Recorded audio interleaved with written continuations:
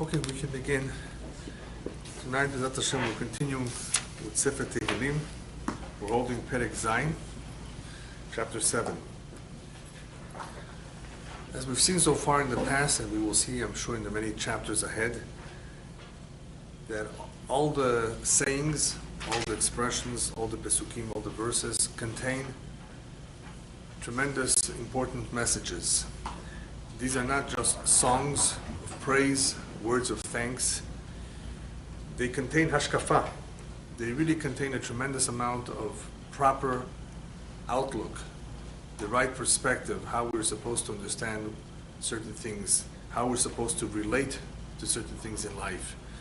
The many ups and downs that we have, the challenges, the difficulties with enemies, with all kinds of issues that one may have, illnesses. How are we supposed to relate to them? How are we supposed to understand them? So this time, I'm going to tell you the segula of the Perek before we begin the Perek. It's a little bit of a longer chapter than the rest of them, the average. And you will see that the theme is pretty much the same theme all along. Sometimes a chapter may have various ideas that are very different from each other, but this one is pretty much follows the same line. The following chapter is good to say when one needs to go to court and he's not sure how they're going to judge him. It's as they say, it's up in the air. It all depends if they will give him, the judges or the jury, the benefit of the doubt. Because as you've heard probably, there's sometimes this idea of it's his word against his word. And when you have that kind of a situation, you're hoping that the judge or the jury will give you the benefit of the doubt. So this is a good chapter to say in those kind of situations when you want them to give you the benefit of the doubt that you're not such a terrible person, even though that, may be suggested by the prosecution. Or if you're dealing with a very difficult person who's after you, giving you a hard time, an enemy of sorts, and you want him to get lost, you want him to disappear, or you don't want to be harmed by someone who's really attempting to harm you. Again, this is a perek that is very mesugal for that. Shigayon leDavid asher shar laAdonai al divrei chush ben yemini. The chapter begins with a very unusual word called shigayon. So the commentaries say it could be that shigayon was another kind of musical instrument. As we've explained in the past, David HaMelech does compose various compositions and asks those who are responsible or in charge of the musical instruments to compose a tune that is befitting to this. And the tune would very much vary depending on the instrument that's used, whether it's a harp or violin and so forth. So it could be shigayon was also a type of instrument. But according to the rabbis, the interpretation of this chapter, and therefore probably this word, is that it has to do with a mistake that David HaMelech made. Shigayon from the word shegia or shegaga. It was something that was done inadvertently, unintentionally. He didn't really mean it. He's very upset at himself, in a sense, with how he handled Shaul HaMelech. And even though in some ways he was in the right, he's being pursued. He's being pursued by Shaul. If you remember that chapter in Jewish history where David, the young, innocent man, the king-to-be, of course, is being pursued in a very, very aggressive way by Shaul, who's really a saint. All along he was a tzaddik, a humble man. It was very unusual. The whole thing doesn't make sense. How Shaul was in some ways such a fanatic in pursuing David because, of course, of an evil spirit that possessed him, as it is described. Nonetheless, David HaMelech felt bad, and Mishamayim, the rabbis tell us, they were upset at him too for how he mishandled it. Even though he's being pursued, he made a mistake. So Shigayon leDavid, the following prayer, the following words have to do with this mistake that he's singing to Hashem. He's saying these words, of course, to Hashem. On account of al divrei Kush ben Yemini, on account of Kush, from the tribe of Benjamin. Who's Cush? So even though there are various interpretations, I'm just going to pick one unless there's a need to include the rest of them. But here, the basic opinion is that we're talking about Shaul, and why is he called Cush? Anybody here remember who's called Cushite? Tzipporah. Tzipporah, the wife of Moshe, is called the dark woman. Even though she was not necessarily dark, I mean, maybe she was a little dark, but Cushite there is employed as a way to describe her beauty. And it was used to describe anyone that is unusually beautiful, has beautiful features. And that is what Tzipporah is called Cushite. Not that she was from Africa or from India. She was not. She was a Midianite. She may have been dark. Oh, dark, or the whole Mediterranean. People from that region are darker. Yeah. And of course, sometimes dark is beautiful. But that's not the point. It's just the features that stand out, just like a Cushi stands out. Somebody who's very, very different in his coloration stands out. It could be in a nice way, of course. So did she stand out. So Tzipporah stands out because of her beauty. Shaul also stood out, and in other words, don't misinterpret his deeds just because he did things that were not proper. He was still a tzaddik. He was still a righteous man. So he is called Cush because of his ma'asim, because of his deeds. Very few people can compare themselves to Shaul. He was chosen to be the king by Hashem. He was a righteous man. So David HaMelech concedes, or in some way he's admitting this, that he made a mistake concerning someone who he may not have treated or thought of as a tzaddik, where in fact he was a righteous man. What did David do wrong? So many perhaps recount the one incident where he cut the corner of his beged. And it may appear like he was teasing him. You see, I could have killed you when I got next to you and I cut the beged. This is the king. The king of Israel has a tremendous elevated status in the eyes of the people, besides that he was a righteous man. What he did was wrong. He should not have cut the me'il of Shaul. And there is one explanation given as to why David HaMelech suffered towards the end of his life from, I forget the exact word in English, if there is a word, when you're cold, even if you're covered with many blankets. It's actually one of the symptoms of pneumonia. Shivering. Chills. Shivering, chills. Hypothermia. Yeah, whatever. Even though it's not, it's hot. And I think malaria too. You know, at least initially, there are certain sicknesses that you feel cold, shivering, even though it's hot, even though you're covered with a lot of blankets. He had this, and they say it was as a result of that. He cut the garment, and now the garment cannot warm him, because everything is midah keneged midah, measure for measure. So some say he's basically asking forgiveness for the mistake, that at least that one mistake that he did by cutting off the corner of the garment of Shaul. Or basic understanding of his asking forgiveness is in the way he treated Shaul, that it may appear that from his prayers all along about his enemies, may they fall, may they fail, may they be destroyed, it may give the appearance that he's asking for the destruction of Shaul, Chaz v'shalom, where in fact all he wanted was to be saved, not that he very much wanted any enemy, especially not Shaul, to get killed in battle or anywhere. He's not praying for that, but unfortunately it may have given the appearance that he was praying for that, wanting that. And we know it's not 100% true, because in the eulogy David gives Shaul, he feels terrible. He's in pain. What happened to Shaul? This is his pursuer. This was his enemy. And look how he's feeling bad for him, at least later on, when he comes to terms with the fact that he made a mistake. So Mashamayim, the rabbis tell us, they were upset at David. Somehow David did not handle it right. So now, what he's about to say, in continue to pray to be saved from his enemies, is not that they should have a tremendous downfall. The focus should be that Hashem should save him. We don't necessarily want them to die. We just don't want them to bother us. We don't want them to pursue us.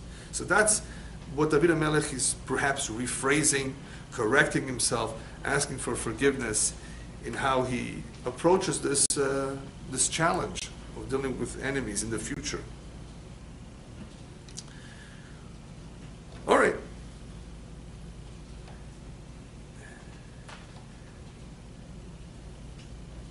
Adonai Elohai becha chasiti hoshieni mikol rotfai v'hatzileni. If you remember, Am Yisrael is also about to say Shirah. They're about to sing Az Yashir Moshe. They crossed the Red Sea split. The Egyptians are drowning. Are we happy about that? No. We're happy that we were saved. Hashem was upset at the Malachim. Malachim wanted to say Shirah then. Hashem, how could you say Shirah now if they are my creations as much as any other nation in the world? Hashem created all human beings. They're all created equal. Are you going to be happy that they're dying? So Hashem did not want the Malachim to say Shirah. They have no reason to say Shirah. Am Yisrael, who was being pursued, that's something else. They were in bondage. They were slaves. They're being pursued, so they're being saved. They have what to be grateful. They have to be thankful to Hashem for being saved. So here he says, Hashem Elohai becha chasiti, I relied on you. Hoshi'eni mikol rotfai v'atzileni, therefore save me, help me, spare me, protect me, right, from all my enemies. From what? From them hurting me? Then why say Hoshieni and Hatzileni?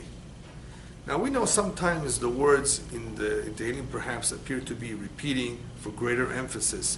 Hashem, please help me, protect me, and so forth. But there's a little bit of a deeper understanding over here that I would like to add. And that is that David HaMelech was not near being a murderer, Chas v'shalom. He definitely did not want to kill a fly. But war is aggressive. War is cruel.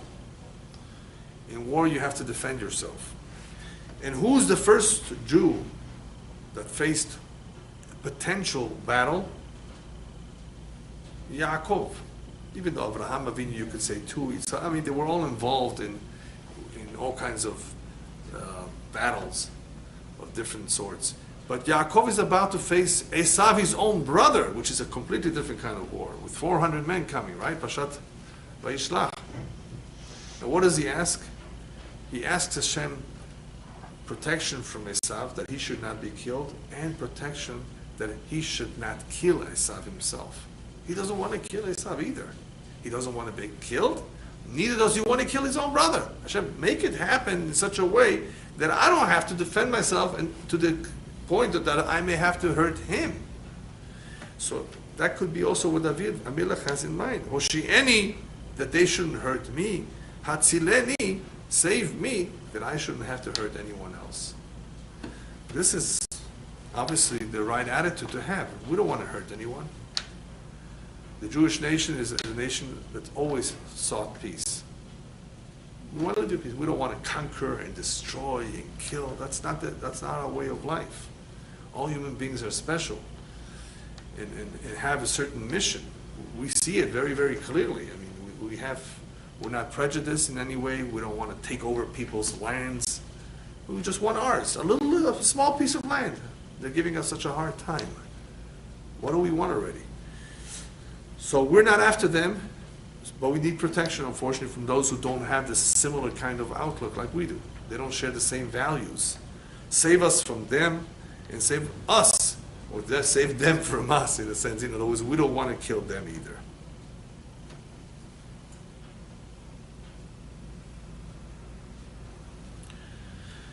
He goes on to say as follows. Help me, because Adonai Elohai Masiti Zot, actually, once you say the word Hashem, you have to complete the pasuk. So I completed the pasuk, but let's go back one pasuk that we skipped. Pen yitrof ki aryeh nafshi porek ve'en matzil. If you don't help me, then what may happen is that the enemy will attack me like a lion. Yitrof will tear me up like a lion. Porek ve'en matzil, and he may tear me apart, and nobody will help me. Nobody will save me from him. The word porek is a very interesting word being used over here. But it's being used because we're dealing with a lion. A lion is a very powerful animal and can tear someone apart. A lion has a very, very strong forearm, too. Not only does he have very long canine teeth, not only does he have very sharp claws, but he also has power, he has strength. So it's, you're dealing with a wolf, you may be able to get, to deal with it. You're dealing with certain wild animals, you may be able to somehow deal with it. With some animals, you can even get away by playing dead, and they'll leave you alone. Aryeh porek ve'en matzil. He can tear apart someone, and it's very hard to get away from him. So he's comparing here the enemy to an aryeh. Why a lion? So you could say perhaps because aryeh is the king of the animals and Shaul is the king. Okay, that's one suggestion of why he's talking about an aryeh. But the simple understanding is that this enemy will not stop. They'll come and they won't have pity on you. They'll destroy Chas v'Shalom, their enemy. And because of that, if Hashem does not help us, Chas v'Shalom, nothing will be left. They will not be content just to hurt or to humiliate or to make a slave out of you. There are some enemies who are very, very brutal. They kill. They don't want to leave anybody alive. So that's why David HaMelech is basically pleading with Hashem, please help me because we're not dealing with a normal enemy here. He doesn't want me to survive. He doesn't want me around.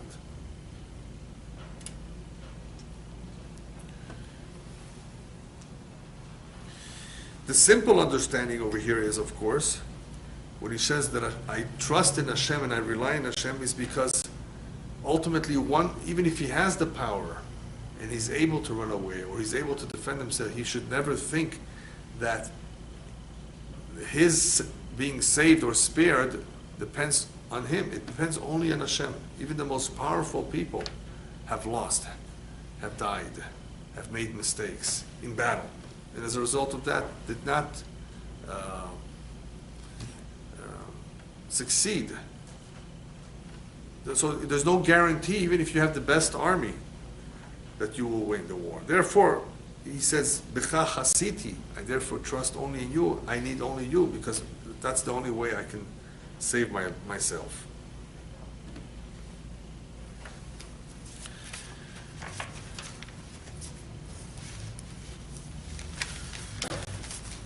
Now he turns to in another direction. And it says, Adonai Elohai im asiti zot im yesh avel bechapai. And here you have to read the following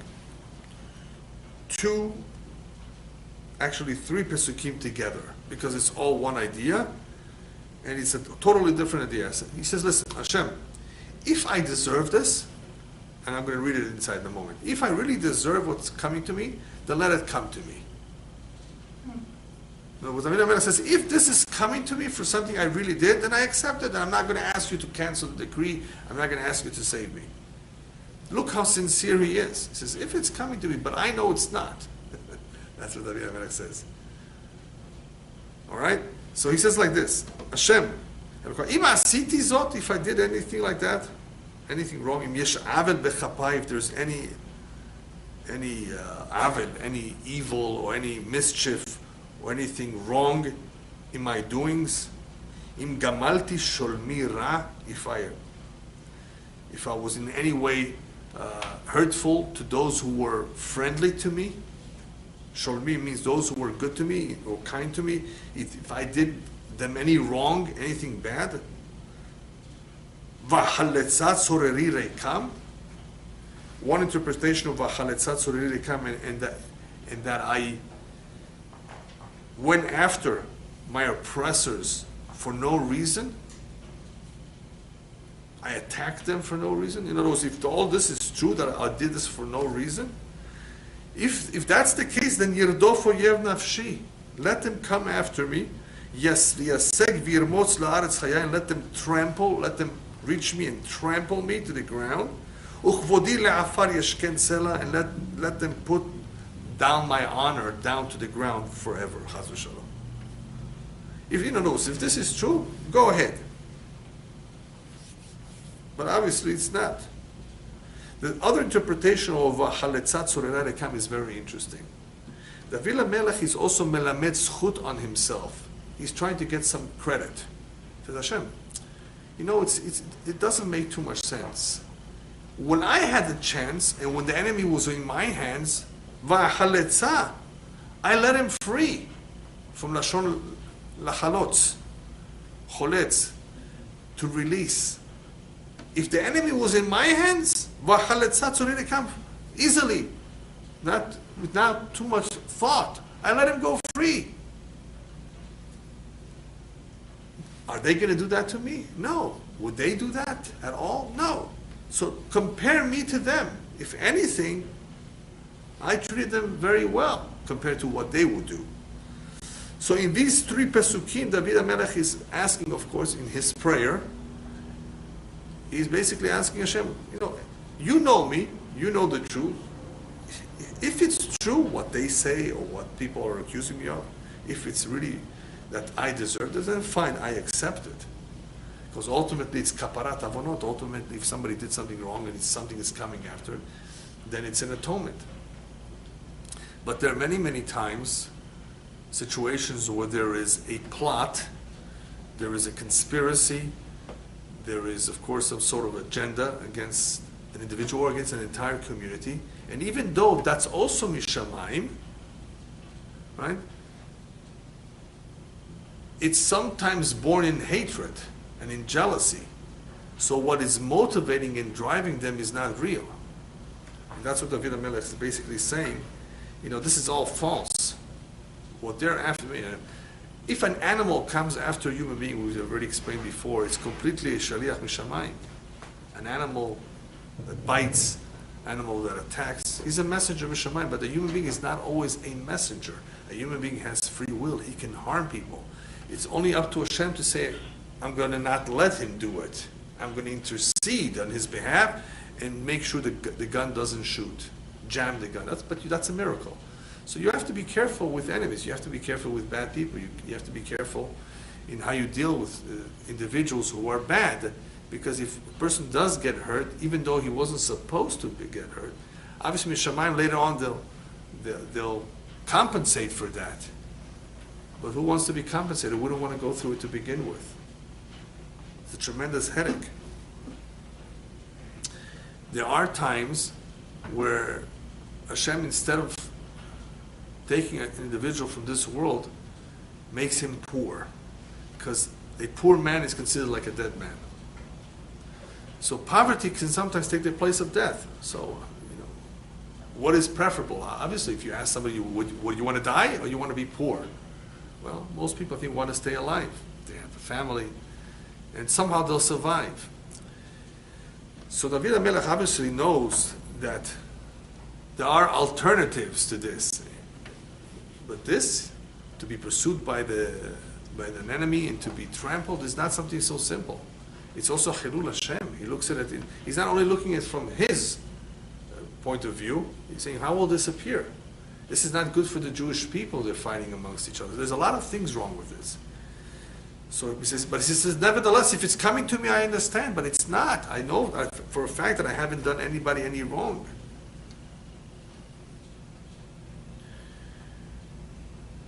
Therefore, he goes on to say,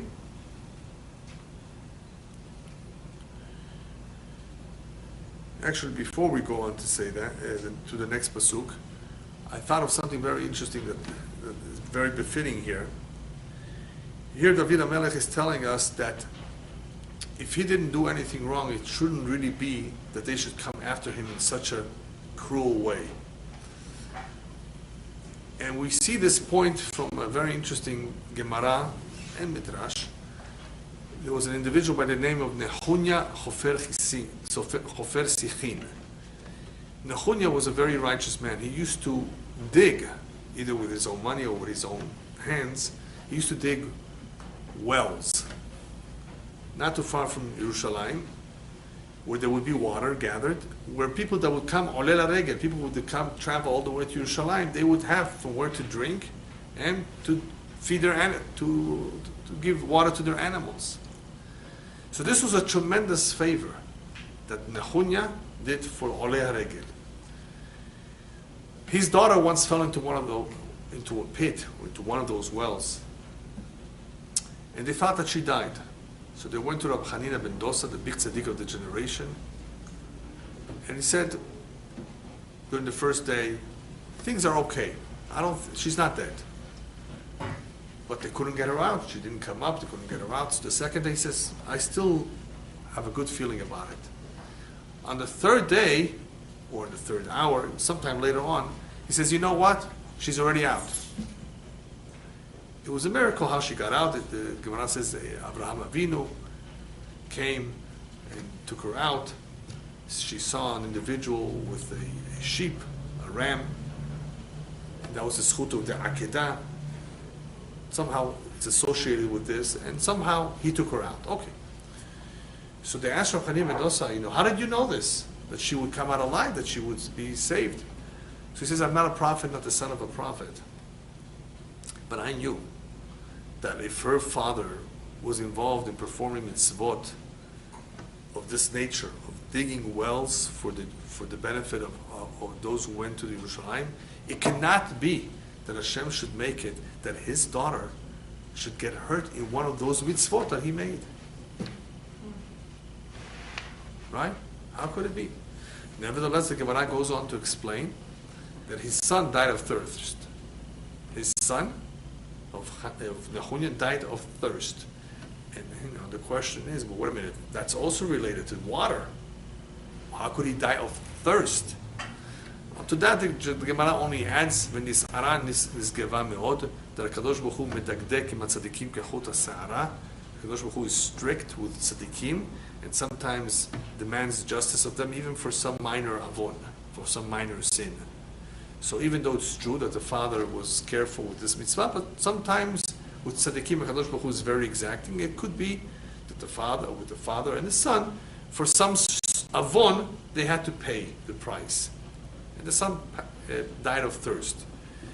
So I saw in the Sefer of the Ben Ishai, Sefer called Benayahu ben Yehoyada, that he explains that the reason why this happens sometimes, nonetheless, that Hashem still punishes an individual in Olam Hazeh, in this world, for a certain sin, is because that mitzvah is a very powerful mitzvah. There's a lot of reward for that mitzvah.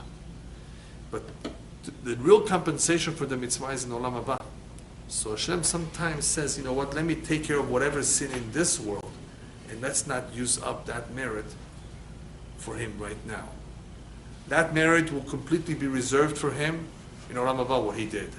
Let's not use it up completely as a protection. So it could be, there are various ways that one can explain why the son died of thirst. It was obviously a little bit different than falling into the pit. Either way, the point is still the same, that we see, nonetheless, in general, that HaKadosh Baruch Hu will not allow, usually, the tzaddik to suffer from his own good deeds. In other words, that they should be where he will stumble. No. So here, David HaMelech didn't do anything of this nature, that he should deserve a midah keneged midah punishment, a measure for measure. Because the way the midat hadin works is measure for measure. What do we know that? Look at what happened to the Egyptians in the Makot. All the plagues, the 10 plagues, were midah keneged midah. Dam, tzfardeh, kinim, lice, right? The Midrash. Why did they get blood? Why did they get frogs? Why lice? Everything was with the cheshbon. Everything is measure for measure. That's where we learn it from. So you would think, here too, it's measure for measure. But the Melech says, no. I didn't do anything like that I should deserve something like that this should be the punishment measure for measure.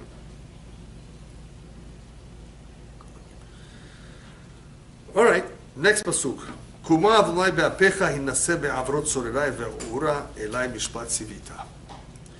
Now, David HaMelech is asking that Hashem should awaken, or in other words, rise in his anger, hinaseh, elevate himself, be'avrot,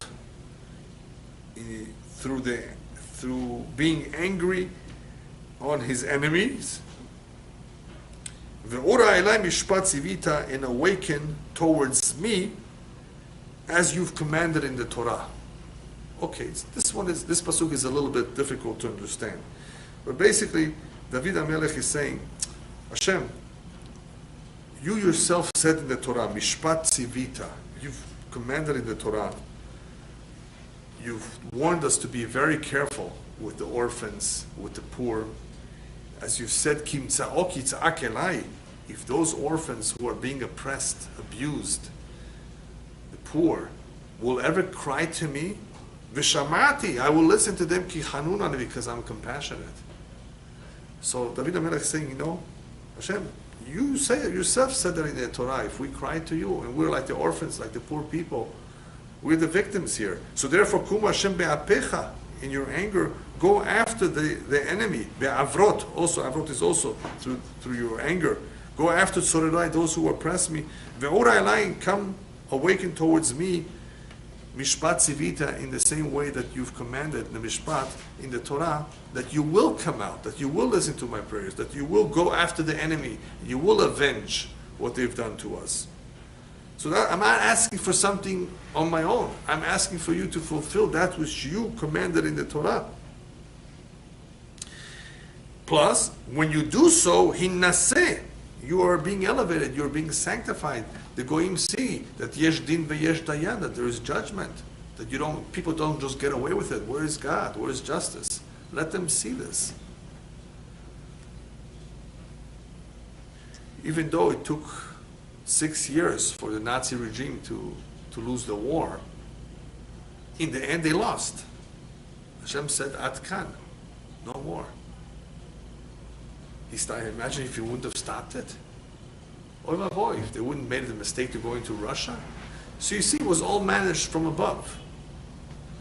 It was obviously a terrible experience. It was a terrible war. So many lives were lost because of craziness, just craziness, right?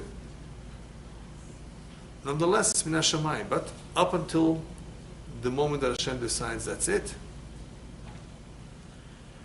So, Hinnaseh, David HaMelech asks for Hashem to be elevated, for the world to see that crime doesn't pay, that the Rasha in the end will be punished. There will be Nuremberg trials, that they will be taken to court. It's necessary. Now the world is facing the same kind of a situation with chemical weapons in Syria.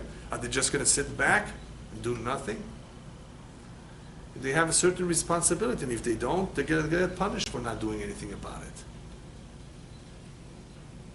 So it's, that's the nature of this prayer, is that David HaMelech says, you said yourself that you get up and you go after the tzorerai, after the oppressors, in your anger towards them.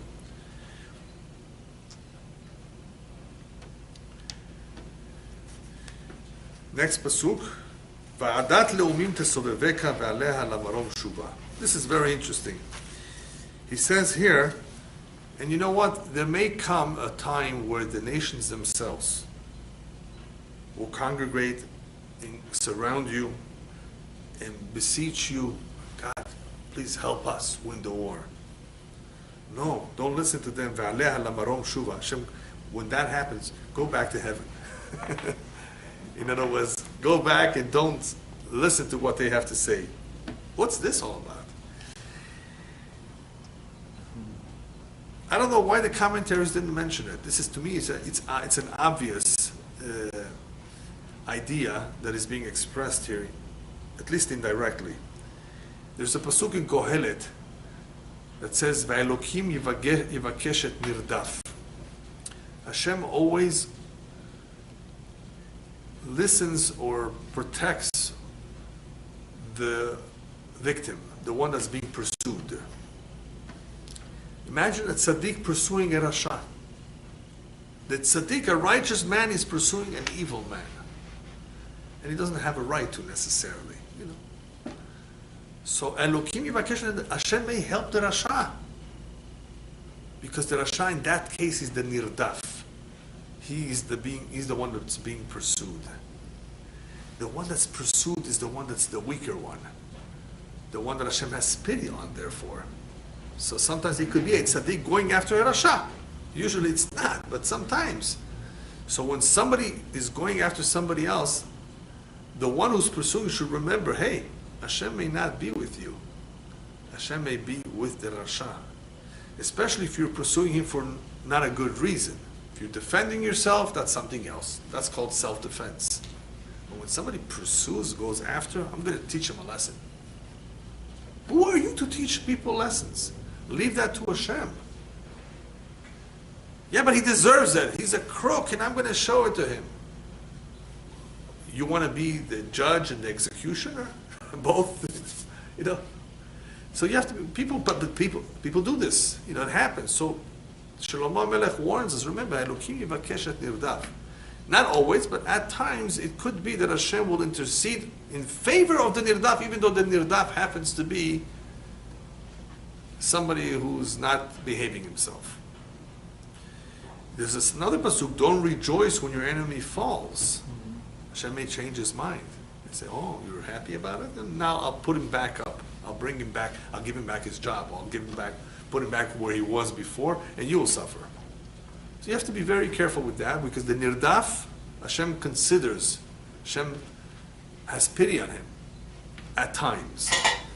So David HaMelech is concerned about that, and therefore says, Hashem, when they ever come to you and ask you for help, please, not them. Aleha lamarom shuva, above them, return to heaven. In other words, don't listen to their prayers, don't turn to what they have to say. He's concerned about that too. That they may pray. Well, what if they pray and I'm praying? Well, Hashem may listen to them. Especially if my hands are, if I have the upper hand. So therefore, Hashem, go back upstairs.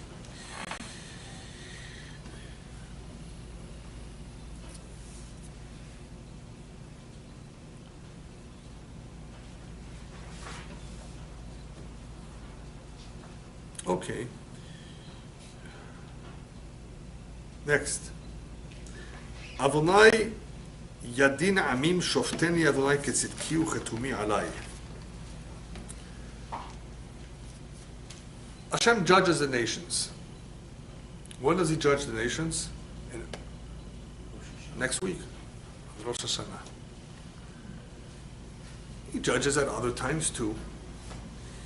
And this is a very significant point,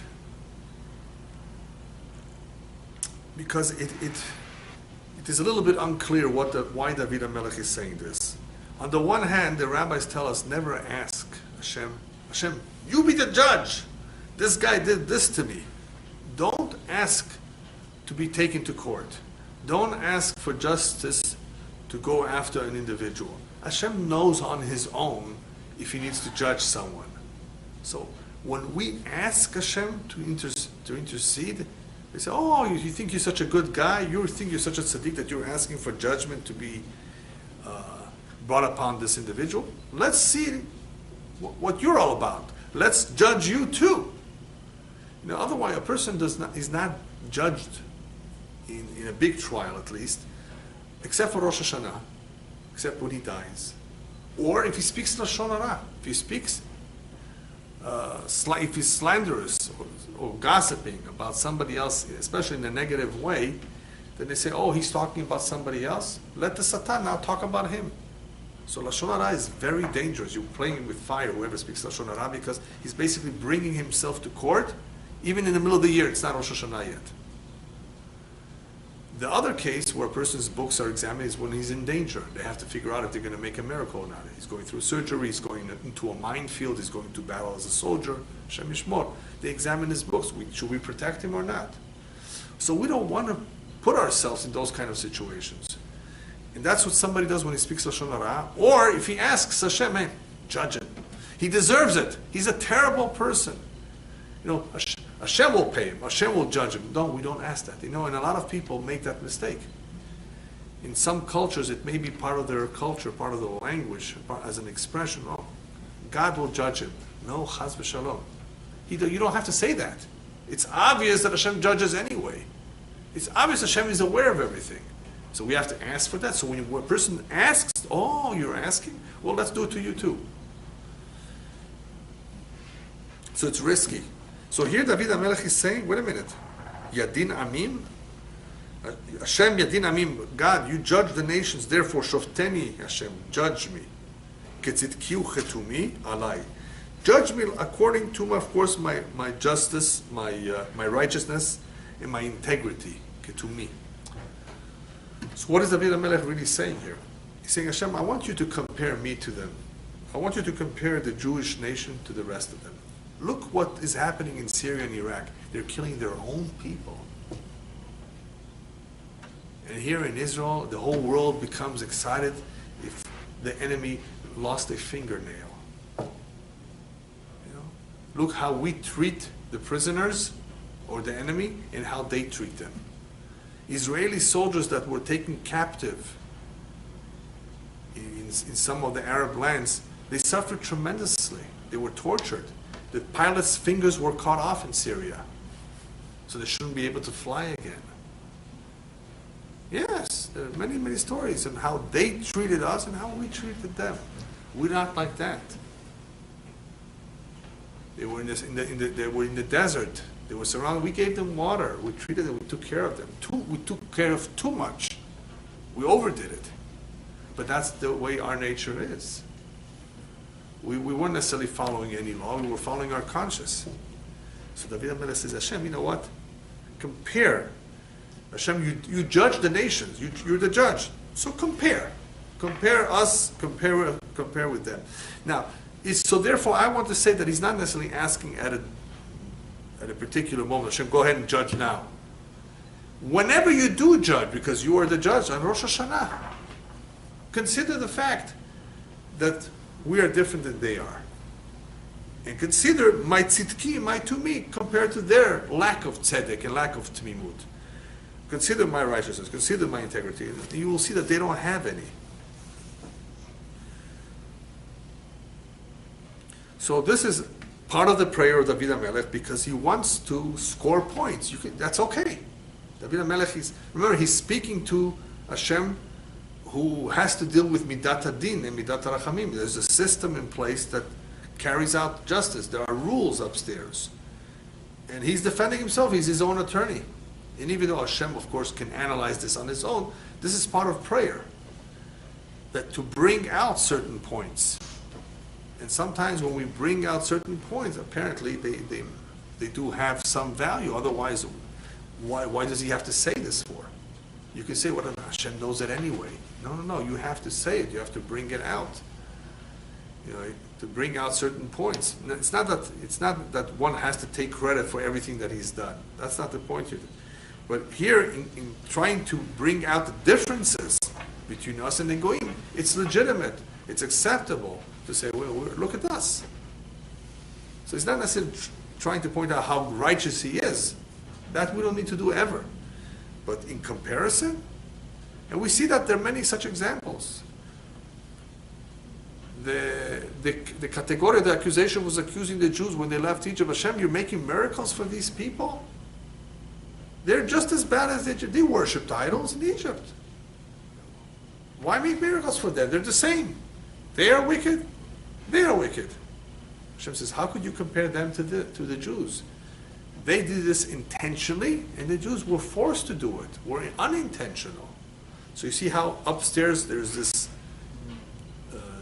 du-siach, as we say in Hebrew, this conversation, this discussion between the right and the left, between the prosecution and the defense, because that's the way the system works. There's a balance, there's scales. Even though Hashem knows everything, obviously, but it works through a system. There's still a system of judgment where things are weighed and analyzed. So that is where our prayers come in. And the prayers of the tzaddikim, of course, as well, is to try to switch it to try to block the accusation, to try to show, look at this. Many, many examples.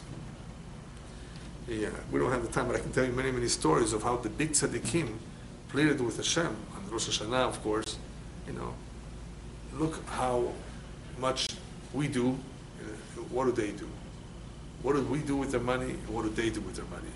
What are we doing at night? And what are they doing at night? They're sitting at a theater, watching some silly movie, filthy movie perhaps. And what are Jews doing? Praying Arvid, learning Torah, coming to a shiur. So this is a tremendous limud zchut. That's like the shofar. It shuts the mouth of the Satan. Yeah, wow, yeah, it's true. See what I mean? So that's Hashem, Yadin Amim, you judge the nations anyway. So shofteni, compare me with them. Now the second half of the perek, David again goes back to what should happen to the Reshaim, what should happen to the evildoers. יגמור נא רע רשעים ותכונן צדיק, ובוחן ליבות וכליות אלוהים צדיק. Two interpretations of what it means, יגמור נא רע. יגמור נא רע, בפשטות, simply means that let all the evil cease to be. יגמור נא רע רשעים, the evil committed by the wicked people. יגמור נא רע רשעים. Why do I want it to stop? Why do I want the Ra to cease to be? Utechonen tzaddik, so that the righteous way should become firm and established in the world. There should not be all this terrible anarchy of and rampant evil all over the world. So much abuse. Look what's going on in North Korea. Look at all the innocent people. What they're being, what they have to go through. How they suffer for doing nothing. Did you hear about it? That when their last head of North Korea passed away, so they punished some people for not crying enough, for not mourning, for not displaying enough mourning for him. Incredible. So there's so many victims in the world who have nobody to care for them because they are in a regime that is so sadistic. So David HaMelech says, "Yigmor nara reshaim." Let this kind of evil cease to be. So there should be a system techonen tzaddik. The other idea is Yigmor nara reshaim. Let the Ra itself finish up with the reshaim. What they do, let that evil, their own evil deeds, hurt them. What they plan to do to others. ובוחן ליבות וכליות אלוהים צדיק. Here David HaMelech says that only Hashem can do so. Only Hashem knows who is a tzaddik and who's a rasha, because Hashem is the one that examines the hearts and the kidneys. What does kidneys have to do with it? Right? For those of you, many of you perhaps have never saw this term, but it's used quite a bit by the Chachamim. Bochen libot uchlayot. So for those of you who've never come across it, I'll tell you, according to our tradition, the kidneys are the ones that give the advice. Every organ has a different function. The heart, the feeling, the brain, the analysis, decisions, right? So the klayot advice. Somehow the advice comes through or by way of the kidneys. So what happens if one only has one kidney? Anyway, obviously you can still live with one kidney, but somehow they have some function. There's nerves all over the body, remember, right? Nerves. And all go eventually through the spinal cord, and all the movements are affected. Everything is interconnected. And blood ultimately has to reach the brain because otherwise the person is dead, even though the heart is pumping. Everything is interconnected, and there's different areas of the body that play different roles, not only in the physicality of the individual, in other words, in his survival, but also somehow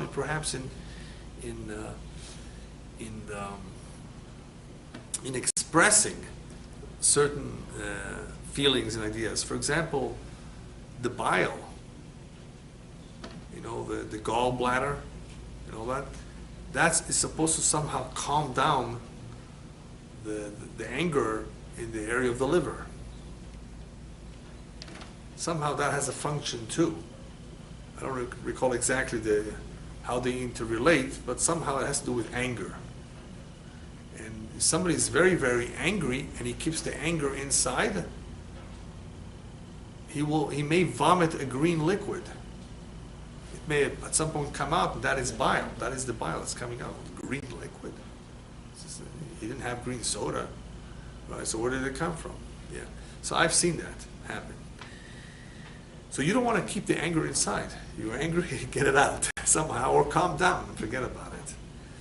People are bothered a lot by certain things. It affects their body in different ways. Different organs are hurt as a result of tension. Why is the pancreas getting cancer these days? It's a terrible cancer. I still have to figure that one out. According to the Kabbalah, if we knew what every sin does to which particular organ, we would know. Why did he get this here? Why did she suffer it from that area part of it? But we don't have that ability of knowing everything today, especially when it relates to illnesses. And even the doctors are not going to know this. The doctors may know why a person has cholesterol, why his arteries are blocked or narrow and things like that. That they may have some clue because it could somewhat have to do with the genes or the diet. But they don't have a clue. I believe till today nobody knows how people get cancer in the pancreas. Lungs, if the guy smokes, that's black and white. That's easy, right? So certain things are discernible. We can figure them out, but other things we don't know. And doctors may never know. But there is a reason. There definitely is a reason. So somehow, everything is connected, not only on a physical level, on a spiritual level as well. So David HaMelech says, Hashem, since you are the one that knows who is a tzaddik and who is a rasha, because you are bochen libotok layod, you examine the hearts and the kidneys. Elokim tzaddik, you are a righteous God. Therefore, I'm asking you, I don't know, I'm asking you to be able to make this determination of who's good and who's bad. Because I don't know.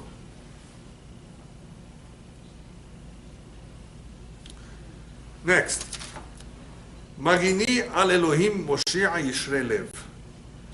My shield is with God or on God. In other words, I trust in Him that He will shield me, He will protect me.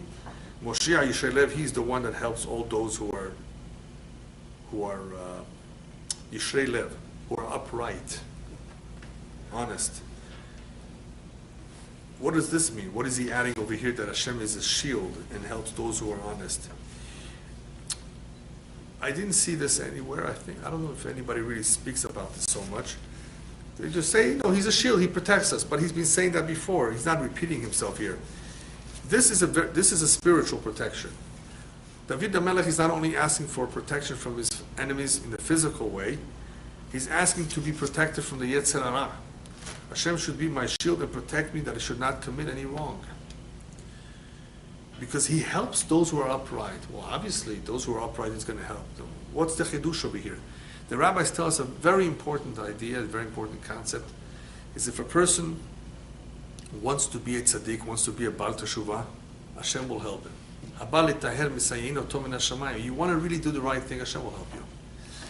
However, in the beginning, the first time, the second time, it may be difficult.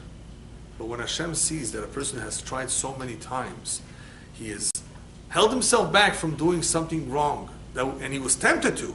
It was difficult for him. He held himself back once, he held himself back twice. The third time, Hashem protects him that he shouldn't even come in contact or be exposed to such a kind of a challenge. Once you do it on your own, then Hashem helps. Don't say, Hashem, help me. No. You help yourself first. Don't put yourself in those situations. Don't tempt yourself. If Hashem sees that one really does it on his own, then Hashem is a shield. Magini al Elokim. So therefore David HaMelech is saying, please, shield me I don't want to do anything wrong. It's not in my interest to behave like that. But obviously it has to be sincere. That's why he says, Moshe Yisrael Lev, those who are upright, Hashem will really help. Not those who make believe. Those who really, really try to do the right thing, Hashem will always help them.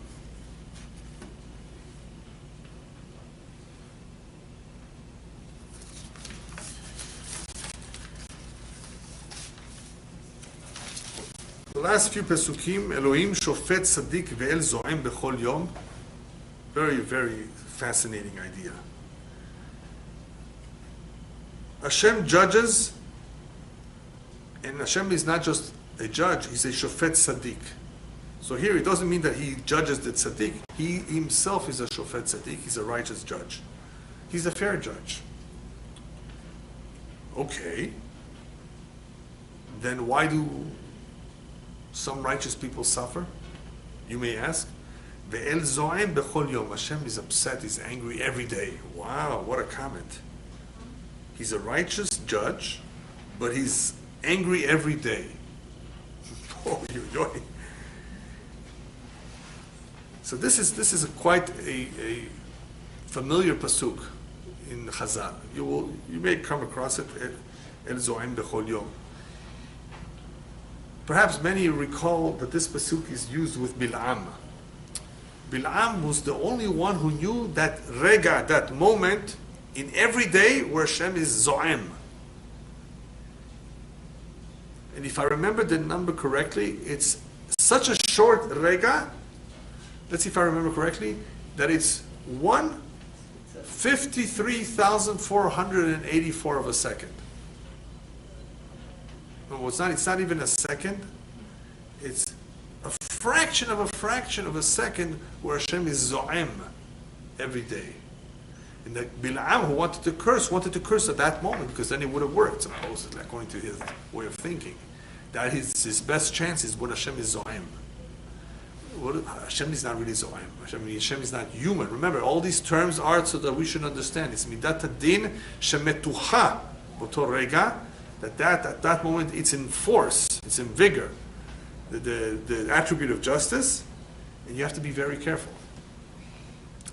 Why careful? Because there's another concept called in the Kabbalah, idna deritcha, a time of anger, of great anger. Ritcha is great anger, where the Midat Hadin says, I've had it. Very, very upset, and it has almost a free hand to do whatever it wants. So the king get hurt sometimes doing idna deritcha, even for doing something minor, because during the idna deritcha, people just get hurt for even minor things. Minor things usually people don't suffer as a result of them, but idna deritcha, yes. Or another example is min shnitna reshut lamechabel lashchit, whenever the angel of death or of destruction has permission to go out and cause destruction to a city, a community. He does not distinguish between a righteous and an evil person. So sometimes the righteous get caught up in this net, like the Holocaust or any terrible decree. Very few people are protected and saved for some reason. Everybody else just gets caught up. He has permission, blanket permission. So El Zo'em B'chol Yom is an own form. It's a concept that exists that sometimes tzaddikim get hurt. Nonetheless, getting hurt does not mean just for nothing. It's a kapara. And how should you take it? Well, just remember, Elokim Shofet, Tzaddik. He's still a righteous judge, right? Things don't happen haphazardly, by chance, for no reason whatsoever. Everything is for a reason. And you want to know what is behind this? There is a midat hadin out there anyway. It's not just happening for no reason at all.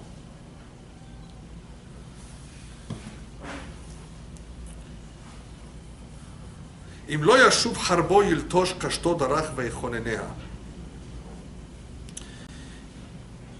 midat hadin is out there, it may go after everyone. Well, you would expect it to go after the Rasha. And sometimes it doesn't go after the Rasha. So David HaMelech says, wait a minute, there's a reason for that too. Hashem sometimes waits for the Rasha to do teshuvah. Im lo yashuv, if he does not do teshuvah, then don't worry about it. Midat hadin will catch up with him later on. Charbo yiltosh, HaKadosh Baruch Hu will sharpen his sword. Kashto darach, he will set up his arrow.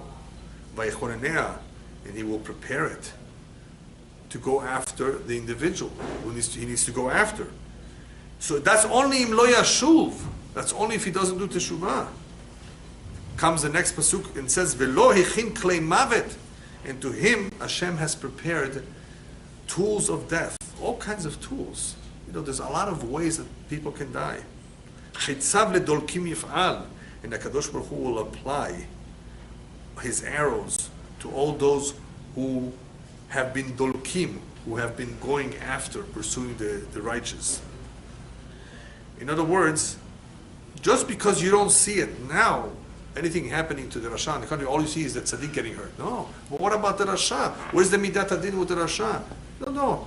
Im lo yashuv, if he doesn't do any, he doesn't return, Charbo Yiltosh, Hashem will eventually sharpen his sword and go after him, his arrows. And he has prepared him klei mavet. There's a lot of klei mavet. There's a lot of tools out there. Hashem has many, many tools up his sleeve, as they say.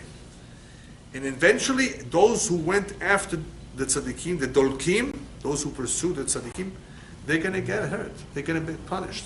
So you may not see it now, even though there's a midat hadin, there's a reason for that too. Hashem maybe is waiting for them to do teshuvah. If they don't, then he'll go after them. Look at what happened in Nineveh. The city of Nineveh, Hashem sent Yonah to give him a chance. Hashem gives a Rasha a chance sometimes, depending what he did, depending who he is.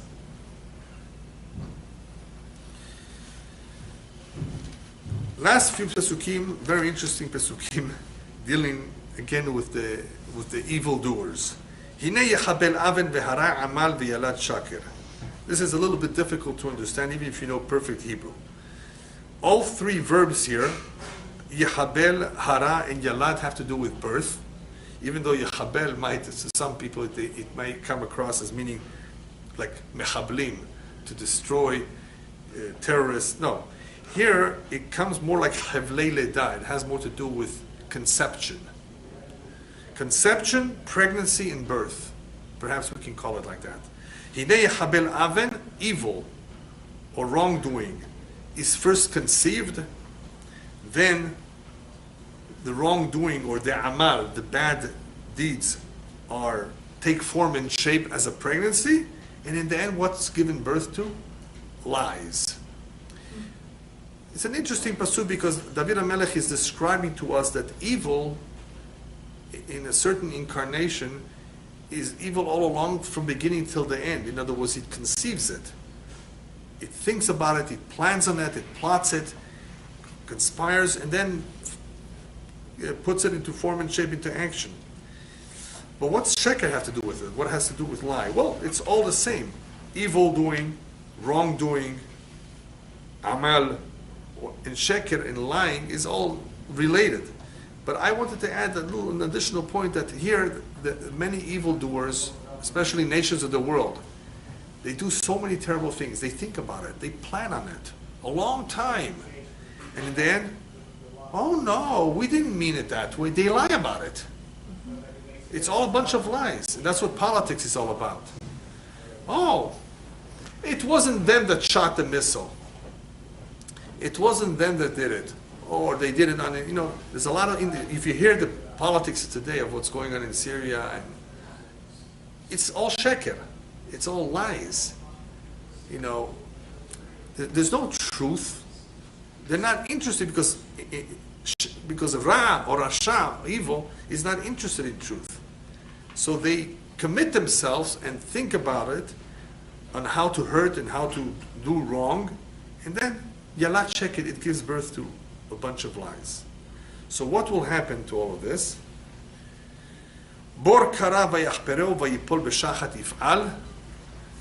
They will have excavated a pit and dug deeper for somebody to fall in it. But in the end what will happen? Vayipol b'shachat if'al. Those who dug the pit, they will fall in that pit that they dug for others. They will fall themselves. They will, vayipol b'shachat, they will fall in that that pit that they've opened up. There's a saying like that in Arabic, "Man khufrat khufra waqa'a fiha," something like that. In other words, if the one who makes the pit, he will fall into it. In various languages, you're thinking of doing something to others, and that comes back and gets the one who thought of doing it. Famous example is Haman. Prepares a big etz gavoa, tall tree, remember that? In his backyard. His wife suggested it, of course. He said, oh, it's a great idea. And in the end, they hung him on that same tree, not even another tree. Perfect. Custom made just for him. You think of doing something to others, chas v'shalom,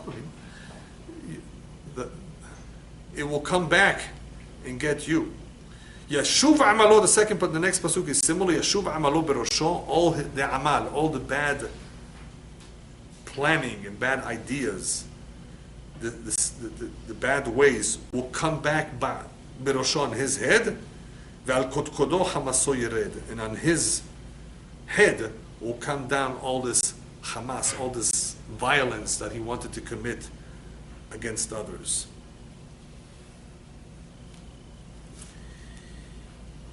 Just to finish up, there's an interesting midrash about sheker. How sheker, lies doesn't pay. Lies, you don't really benefit. People think about hurting, people think about cheating, people think about stealing. It doesn't pay. Famous midrash in Parshat Noach, I think, whereas Noach is building a teva, almost everybody's invited, not everybody exactly. But the sheker wanted to enter the boat. Sheker, lie, the lie. Lie wanted to come in and be around. He didn't want to be destroyed. So the sheker wanted to come into the boat. So Noach says, I'm sorry, you have to come with a mate. Male and female. And, you have to find yourself a mate. So sheker goes looking for a mate. And finally it finds pachta. Sheker found pachta. What's pachta? Pachta is let's see, I don't remember the English word for it. Misery? Almost like misery. It's a loss. When somebody has a very bad loss, it's a pachta, Huh? We say bad bacht. Something like bad bacht, exactly. Something like that, yeah, exactly. Bad bacht. Pachta. So sheker says, you want to be my mate, I need a mate. He says, okay, so let's make an agreement. Wherever you are involved, and whatever you make through sheker, I get my share. I take it. And they went into the boat, and they came out, and ever since, whatever is done with sheker, the pachta takes away. So if you obviously do something in a sheker way, just remember it has pachta, it has bad luck. You're not gonna benefit from this. So similar, anybody who's involved in doing things that in a sheker way, yeshuv amalo berosho, either it will come back at him, or he will not benefit from it. Last pasuk. Odeh Adonai ketzitko v'zamera Shem Adonai Elyon. I will thank Hashem for all the justice, but the justice here is not that he made the Rasha fall, that he made the Rasha fail. He's thanking Hashem for having saved him. As the famous pasuk is of Yitamu chataim min haaretz u'reshaim odenam. We're not asking for Yitamu choteim, we're asking for Yitamu chataim. We're asking that the sin should go away, not sinners. We don't ask for the sinners to disappear. Chas v'shalom, they're human beings. We're asking Yitamu chataim, as the pasuk says, not choteim. Let the chataim, let sinful ways cease to be. So Odeh Hashem ketzitko, I thank Hashem for the justice that He has applied and that He has shown in carrying out justice in a way that Baruch Hashem, that which is righteous and that which is good is protected and saved, but I'm not asking Chaz v'shalom for the wicked to disappear. V'zamera Hashem Hashem Elyon, of course I will sing continuously to Hashem for everything that he has done. Tzedek, of course, ultimately is a very, very strong word, because even if a person who is a tzaddik, who is righteous, is going through suffering, he should always remember that it's a kapara, it's an atonement. That's also called tzedek. It's good because from above nothing bad comes down into the world. Whatever happens is for our good. And for that, David HaMelech says we have to thank Hashem. We make a blessing, Baruch Dayana Emet, when somebody dies, even though it's somebody dies is bad. Well, it's ultimately just, it's correct, it's the right thing. We cry, but he's happy where he is. We don't realize that. So that David HaMelech ends the spirit that despite all the suffering that may happen, even to the tzaddikim, Odeh Hashem Kitzitko, I thank Hashem because I understand that everything that he does is just and right. Okay.